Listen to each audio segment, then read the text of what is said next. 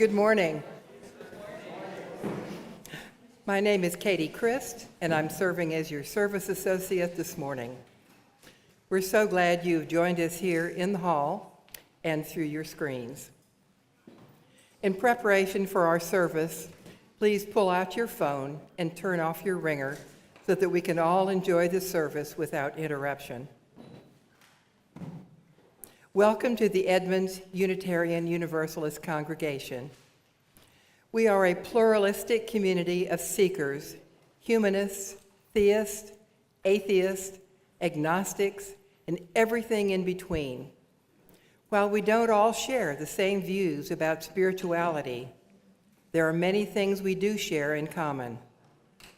Here in this congregation, we are committed to treating each other with compassion and respect, to learning from one another, and to sharing our resources to help build a more just world.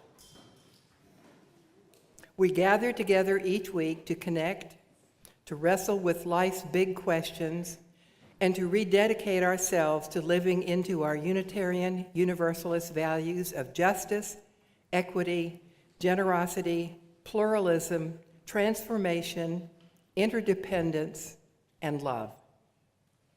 Whether this is your first Sunday with us, or you've been here for more Sundays than you could ever count, we are so grateful you've chosen to be here this morning. Welcome, everyone. If this is your first time with us on site this morning, please find someone at the welcome desk after this service and say hello. They will be glad to answer your questions, and they can share all kinds of information about our congregation with you. If you're joining us online, please go to our website at euuc.org and click on the tab that says I'm New, and then click on What Are You Interested in? Once you fill out that form, we will send you more information about who we are and about what you can become if you choose to explore this amazing congregation. If you're here in Chapman Hall this morning, you're welcome to gather with us and socialize after the service. Please go out the double doors at the back of this hall, grab a hot beverage, and join us for coffee hour. We'll be in here, out in the narthex where you got your hot drink, and out on the playground with the kids of all ages.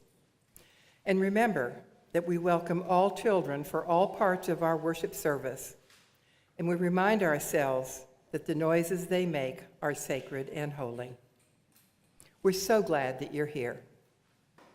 And now we open the service with our land acknowledgement. Let us remember that our congregational home, this site on which we are gathered this morning, is placed on the ancestral lands of the Snohomish people who have inhabited this region of the Salish Sea since time immemorial, and who continue their livelihoods on these lands today. May we all live and learn humbly as allies of the Snohomish.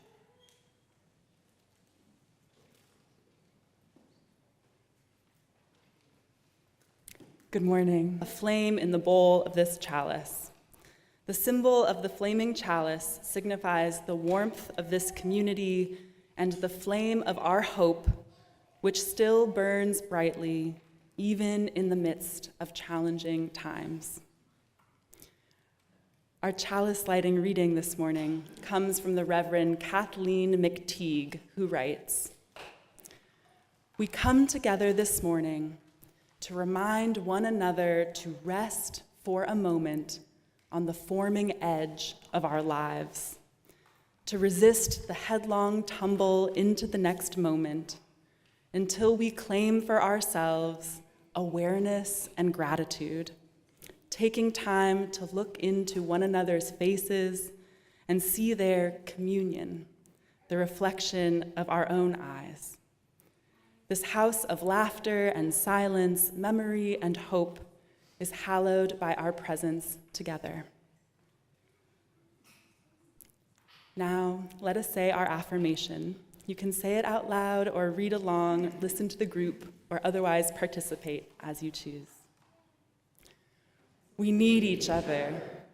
And so we come to this place to work and dance and laugh and cry and think. We call ourselves a religious community, not because this place is in itself holy ground, but because what we do here, say here, and are here, make it so. So let it be.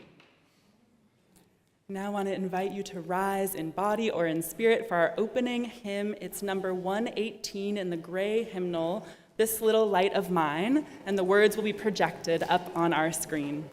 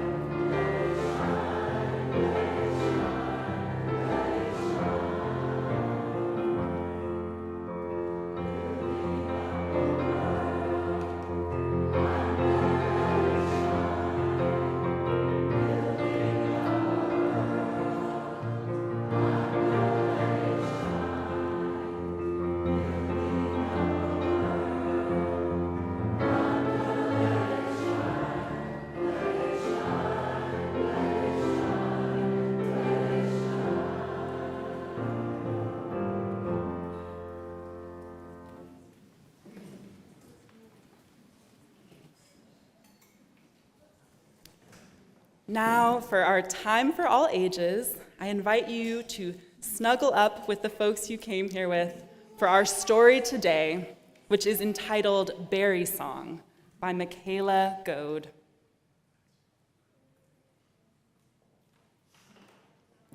Berry Song, Michaela Goad. On an island at the edge of a wide, wild sea, Grandma shows me how to live on the land. Together, we pull hemlock branches from the salty ocean, heavy with herring eggs, like tiny stars. On the beach, we gather ribbons of slippery seaweed dancing in the tide. By the tumbling, icy falls, we dip our nets for silvery salmon hidden beneath the current. And in the forest, we pick berries. Salmonberry, cloudberry, blueberry, nagoonberry, huckleberry, soapberry, strawberry, crowberry. The berries sing to us, glowing like little jewels.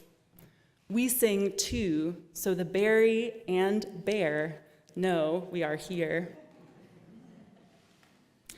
Grandma tells me we speak to the land, and the land speaks to us, I say. Huckleberry, soapberry, strawberry, crowberry, thimbleberry, swampberry, bogberry, chalkberry.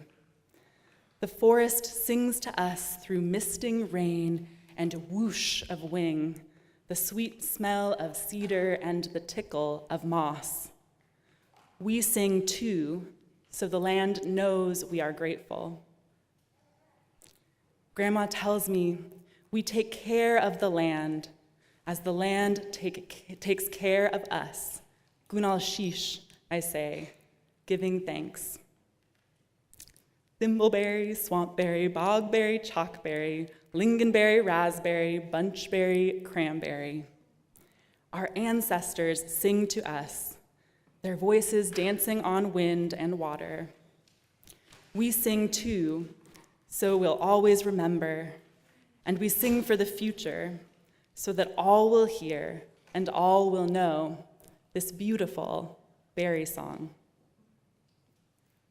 Grandma tells me we are a part of the land,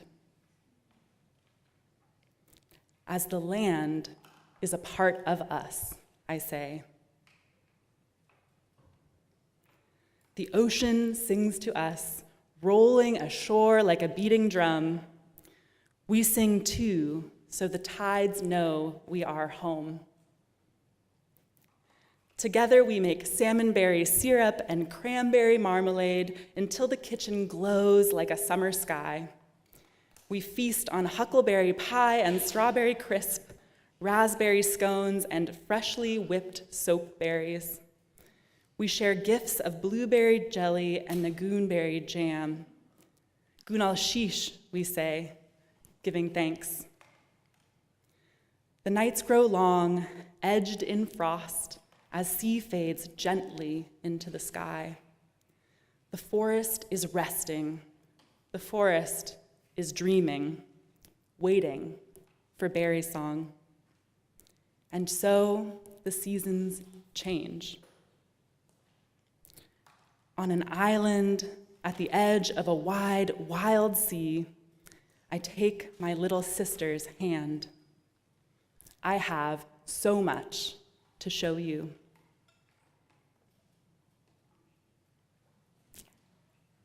And now, we'll sing the children out to their activities. This morning, the youngest members of our community will be gathering right outside our hall in the narthex and then heading into the art library and maker space for their activities. When you have a moment, please express your gratitude to the adult and young adult leaders who are making this morning's adventures possible.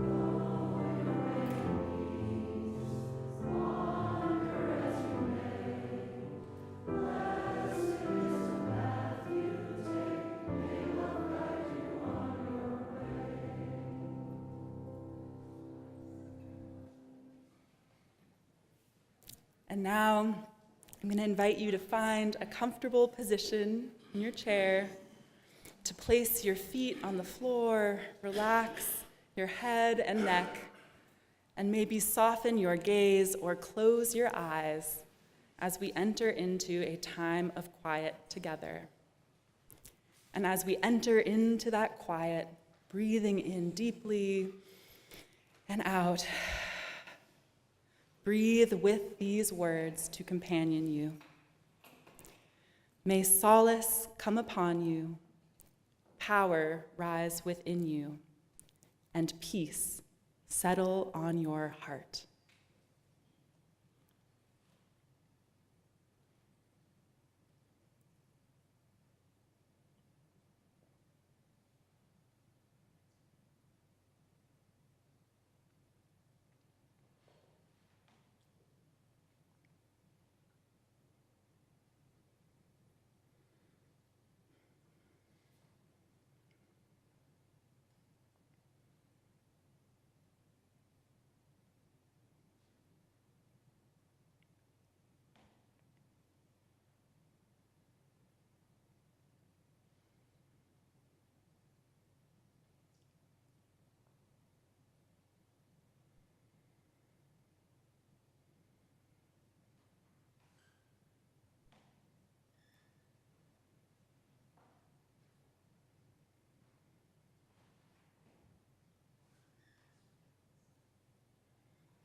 May it be so.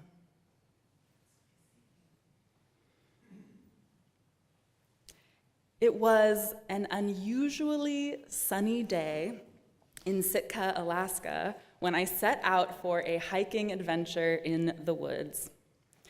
For those who've never heard of this remote place, Sitka is a small coastal town on a big island on the outer coast of southeastern Alaska, with only 14 miles of paved road and only slightly more human inhabitants than brown bears. Sitka, or Shitka, as it's known in Tlingit language, is located on Tlingit Ani, which in Tlingit language means land of the Tlingit people, the indigenous peoples who have been continuously stewarding this region of Southeast Alaska for over 10,000 years. In much more recent history, first Russian and later American colonial forces, driven by greed to extract and commodify the abundant natural resources, stole this land from the Tlingit people and began fur trading and later fishing and logging in the region. The rainforest in Southeast Alaska was designated as the Tongass National Forest by the US government in 1907, and it encompasses 17 million sprawling acres of wilderness. As a rainforest, the Tongass receives over double the amount of annual rainfall that we get here in the greater Seattle area. It could be worse. And truly, verifiably sunny days, one without a single drop of precipitation, are quite rare. And that is why, on this particular day, with not a cloud in the clear blue sky, my partner Ben and I found ourselves trekking into the mountains, chasing the sunshine and the glorious views. Because the forest in this region is so vast and so isolated, there are many places that cannot be reached on existing hiking trails. And so, in order to explore those parts of the remote forest, you have to bushwhack, to forge your own way through the dense understory of the forest without a trail to follow. Has anyone here gone bushwhacking before? I see a couple hands, okay. My partner Ben grew up in Sitka and still lives there, so he's an expert navigator at traversing this rugged rainforest terrain. I, on the other hand, while I consider myself fairly outdoorsy, having grown up in the Pacific Northwest, had never really bushwhacked until I met Ben. To be honest, even though I have grown to really enjoy it, I probably would not have pictured myself doing this kind of strenuous off-trail hiking before I met him. This disclaimer feels important, lest I give you the misleading impression that I am more adept and courageous in the outdoors than I actually am. But sometimes, as in this case, love has a way of making us a little braver and perhaps a little more risk-tolerant than we would have once imagined. So anyway, that is how I came to be on this particular adventure, traversing up several thousand feet to summit a mountain that only a handful of people had ever climbed. The first part of the journey was surprisingly easy. The coastal part of the forest was a little less dense than we'd expected, so we wove between the cedar and spruce trees and over thick carpets of moss with relative ease. We even stumbled upon a bush full of salmon berries, like the ones in the picture book we read today, Berry Song. And also, like in the book, we stopped to harvest a few of them, mostly just for snacking purposes.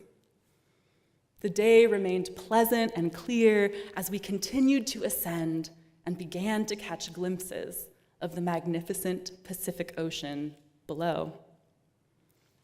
Several hours into this journey, I was feeling pretty good. There were a few steep inclines, but for the most part, the bushwhacking had gone more smoothly than I thought it would. And then, suddenly, the terrain began to change. As we reached the subalpine zone, the area on the mountain right before you reach the summit, we ended up in a thicket of dense spruce trees that were nearly impossible to maneuver through. I learned on this trip that this kind of thicket of trees is not uncommon in the subalpine. At that higher elevation, vegetation is exposed to more extreme weather, and it's not unusual for the trees to get gnarled by strong winds. Has anyone seen that kind of region before? So unlike all the elegantly tall cedars that we had encountered in the lower parts of the forest, up here, the spruce trees were shorter and dense and twisted around each other, with no easy way through. You could choose to try and climb on top of the branches or crawl underneath them or some combination of the two strategies. But whatever you chose, you were really in it, like literally in the tree, whacked by the tree branches, which, by the way, have very sharp needles. What was almost worse was how disorienting it all was. How quickly we lost sight of the direction we were trying to hike in as we pushed our way forward. I will admit, at this point on the hike, I started to wonder to myself, is this what all those people are talking about when they refer to an activity as type 2 fun? The kind of fun that is decidedly not fun while you're experiencing it, but supposedly becomes fun after? And who came up with that ridiculous idea in the first place? Shouldn't fun just be fun in the present and in retrospect? In that moment, hopelessly tripping through the brush, I began to feel that I was in over my head in more ways than one. Just as I was considering giving up and resigning myself to living out the rest of my days stuck in the branches of a spruce tree, I looked up at a small patch of blue sky between the branches, and something amazing caught my eye. It was an eagle soaring hundreds of feet above me. Wow, I thought, what would it be like to be all the way up there? To be able to see the whole forest and not just this one small, difficult part. Eventually, not long after that eagle sighting, we finally made it through the spruce trees and clambered our way to the mountain's peak, where we were greeted by one of the most spectacular views I've ever seen. The ocean stretched out endlessly before us, waves sparkling in the sun. It was amazing for more reasons than just the shocking beauty. That extra few feet of elevation gain got us out of the thicket of trees and enabled us to see the mountain and the wider landscape in a whole different way. Well, that moment in the spruce trees was certainly not the first time I had lost a sense of perspective in my life. It did renew my appreciation for both the literal and metaphorical significance of the oft-quoted phrase, "You can't see the forest for the trees." Afterwards, I started to wonder what other, less literal parts of my life were like those thickets of subalpine spruce, so dense that I couldn't see the broader perspective. And as I thought about it, I started to think how in my own life, one of the many ways that I lose a sense of the bigger picture is in moments when I become so focused on my own needs and desires that I stop thinking about the wider community or ecosystem of which I'm a part.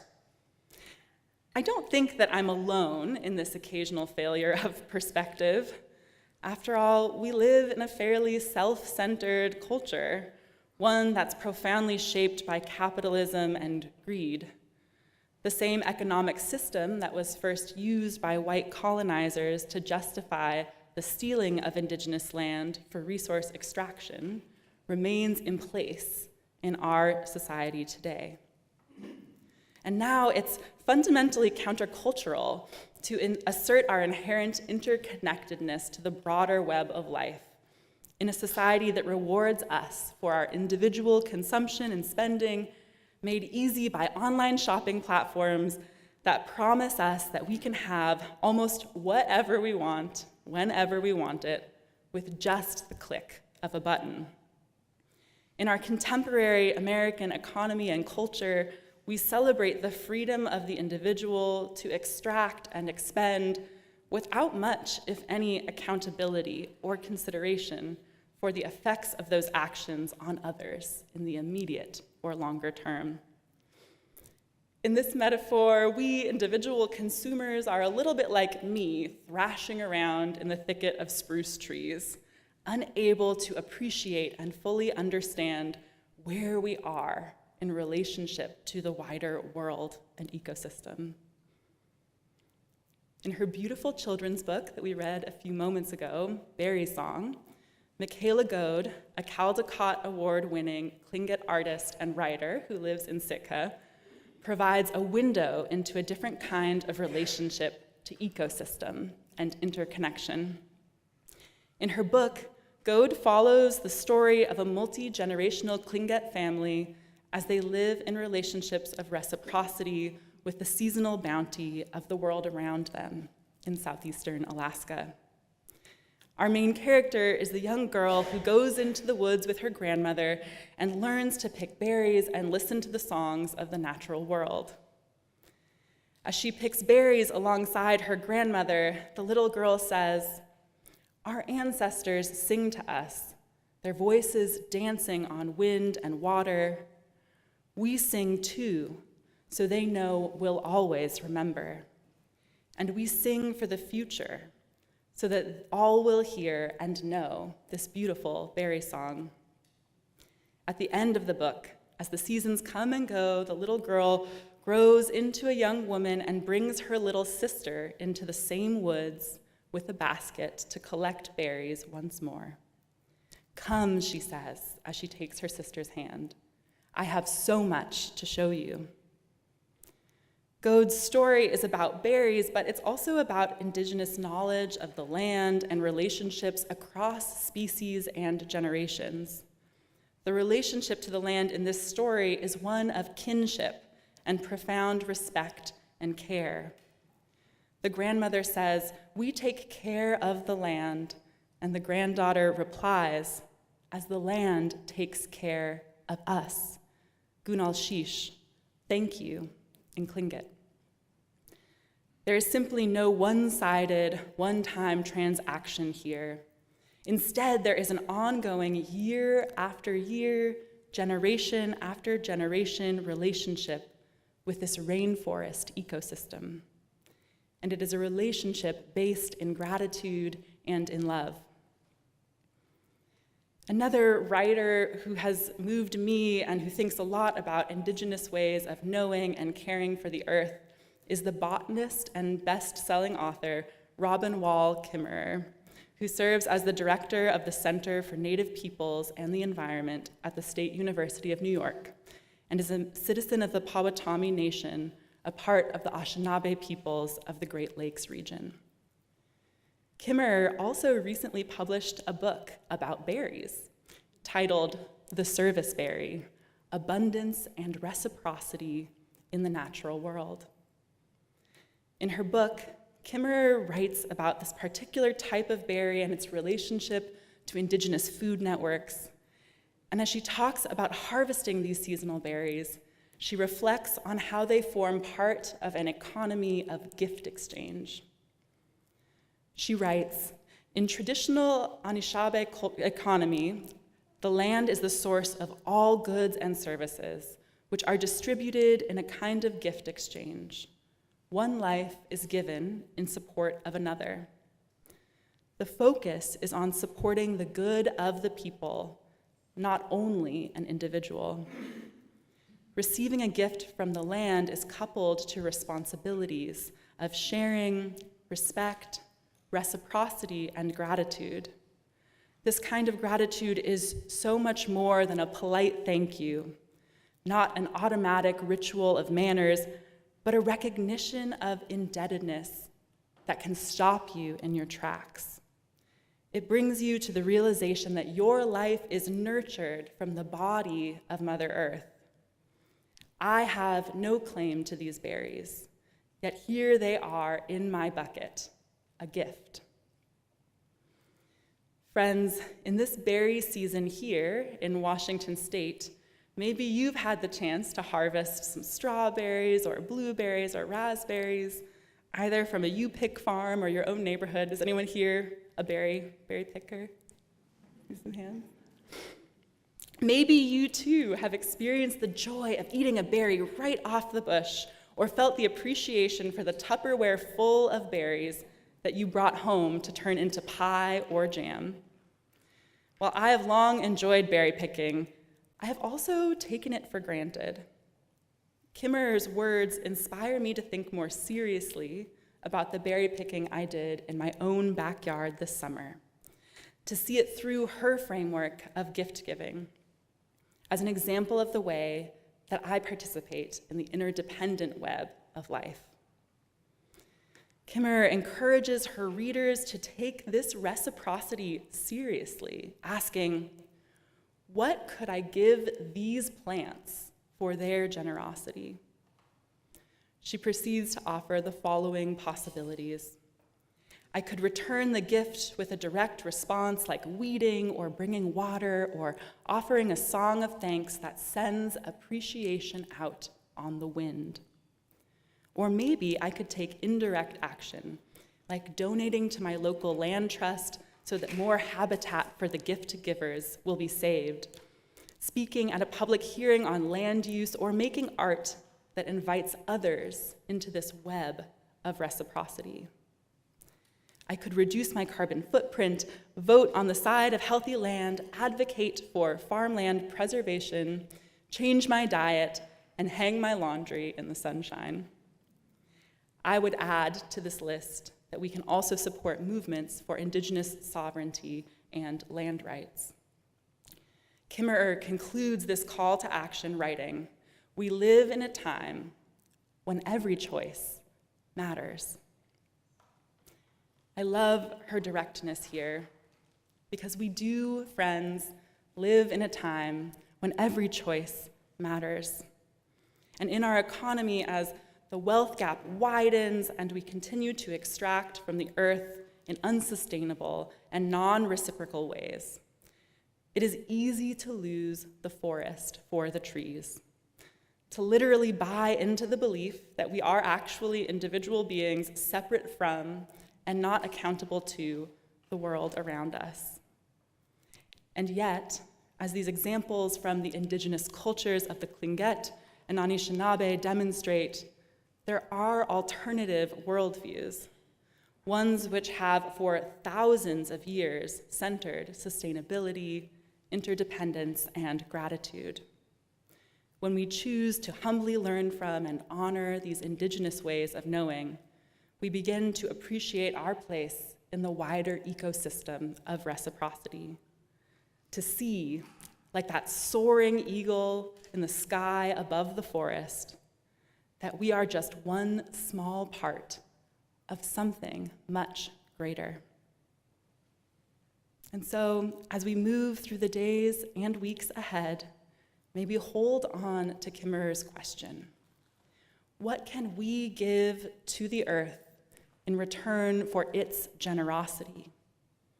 And how will we rededicate ourselves to caring for the earth, for ourselves, for our children, and for all the children that will come after them?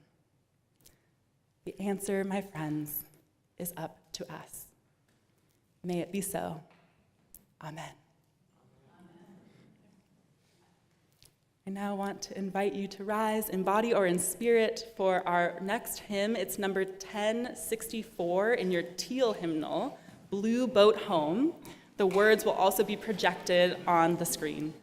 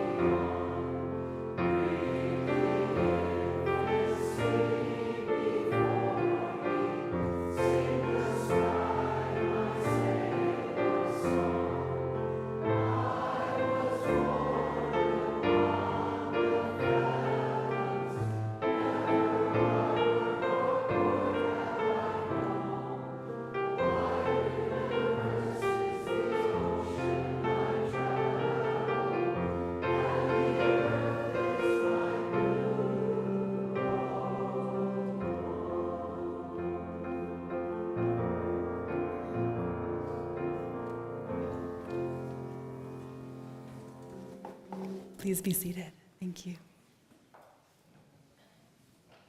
That's one of my favorites. Thank you for singing with me. It's a good one, right? We'll do it more. A kind word or a thoughtful act, like a pebble dropped in water, sends ripples out into the world. Should you wish to make a promise or let go of one, remember someone, release a bit of pain, forgive yourself or someone else, or otherwise mark some important event or occasion, please step forward momentarily and quietly send your thoughts outward as you drop a pebble into the water, mingling the ripples of your intention with the ripples of others in our community. During this time, as the music plays, feel free to come forward. You may share a moment at the bowl with someone else. Please, as always, approach from the aisles at the outside, and as you return through the center aisle. I will begin by dropping one pebble for all whom we wish were here with us today, and another for all those who wish they were here.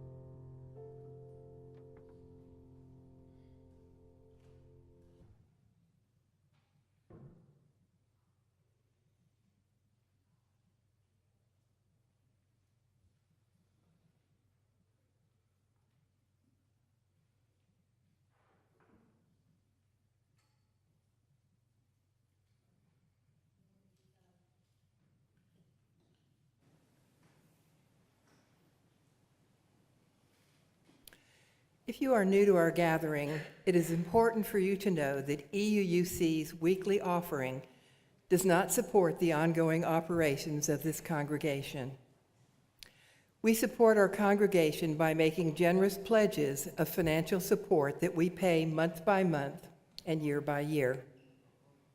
Our Sunday offering is dedicated to going right out into the world to support organizations doing good works that align with and extend the mission of our congregation, gathering together, nurturing the Spirit, living our vision of a just and sustainable world. Puget Soundkeeper is the Sunday offering recipient for August. Their mission states, Puget Soundkeeper's mission is to protect and enhance the waters of Puget Sound for the health and restoration of our aquatic ecosystems and the communities that depend on them. Puget Soundkeeper has advocated for the public's right to clean water for over 40 years. Puget Soundkeeper has created the Puget Soundkeeper Stewardship and Mitigation Fund and awarded over $7.4 million in settlement funds to Puget Sound restoration projects. Engaged over 18,000 volunteers in cleanups, outreach events, and advocacy.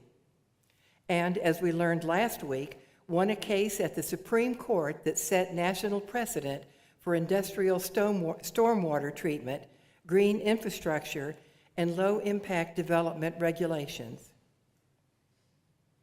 The funds donated by EUUC will be dedicated to their ability to advocate for stronger policies to protect clean water, clean up our waterways, preserve critical habitat for wildlife, and push industrial polluters to do better by following the regulations put in place by the Clean Water Act.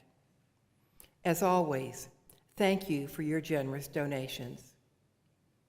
If you have an organization that you wish to nominate for Sunday Cause of the Month, we invite you to fill out the online nomination form that you'll find on our website under the Sunday Offering option.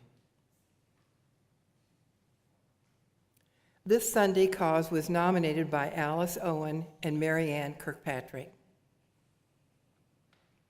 If you're online or if you are on site and have your phone in your hand, you can find and donate to the Sunday Offering Cause of the Month by using the QR code or by going to the EUUC website and clicking on Donate.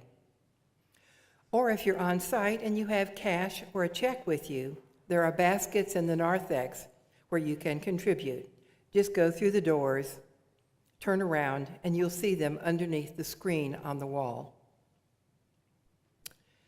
And now for some announcements. For information on what's happening around and or by EUC members. First, all church cleanup work party on Saturday, September the 6th.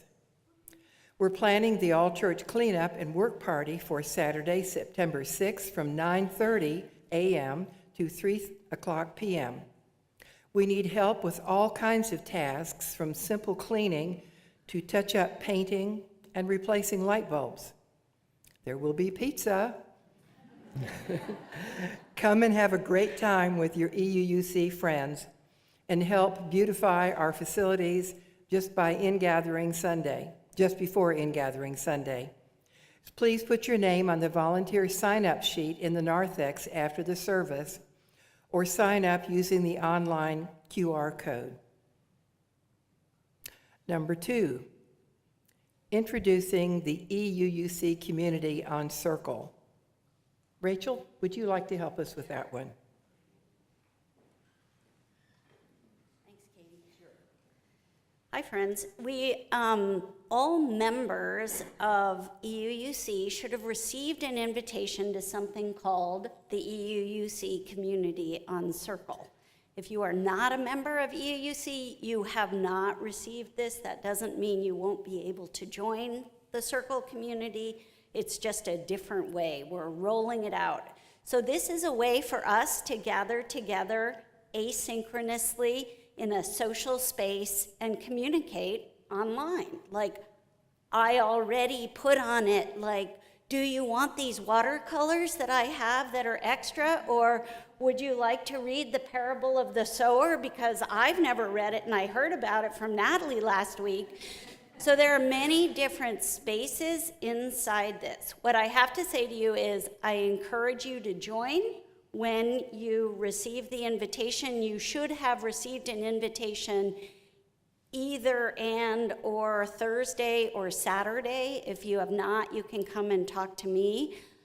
Tara Campbell and myself organized this whole thing to make it possible for us to gather together in a secure space online outside of the world of the nightmare of Meta.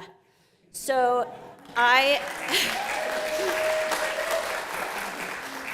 we are having 3 different sessions to teach people about it, and you can look, they are Wednesday, this coming Wednesday the 20th, from 7 to 8 p.m. online Zoom.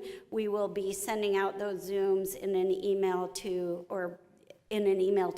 all members again, and then on the 25th from 7 to 8 on Zoom, but also on Sunday, next Sunday, we'll be meeting afterwards, after this service next Sunday, so folks can get information. We'll have a table, Tara and I, she's in the back because that's Tara. But thank you to Tara for having this brilliant idea, and all of you who are going to join the circle so we can gather together. I'll be here after service also to talk to you. There's an app for your phone.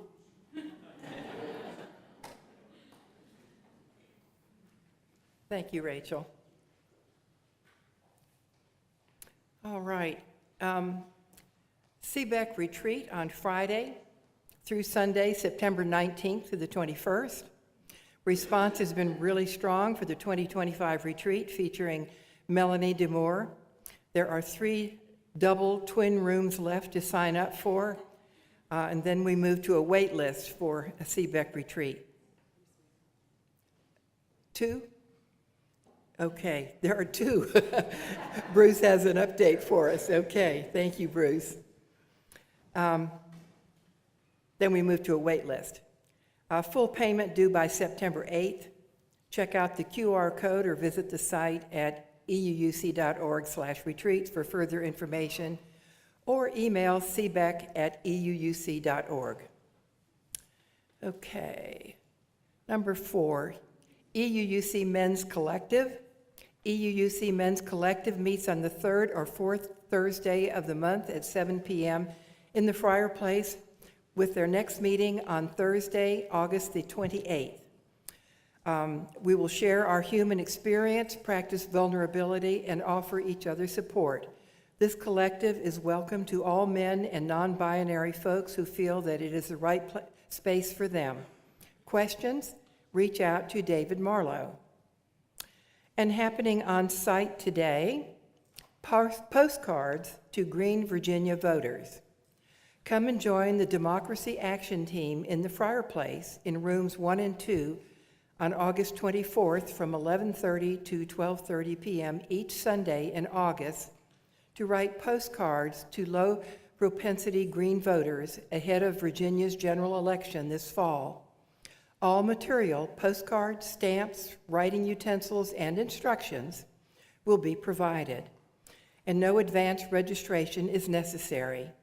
Please contact Elliot Hazard through Breeze with questions and for more details.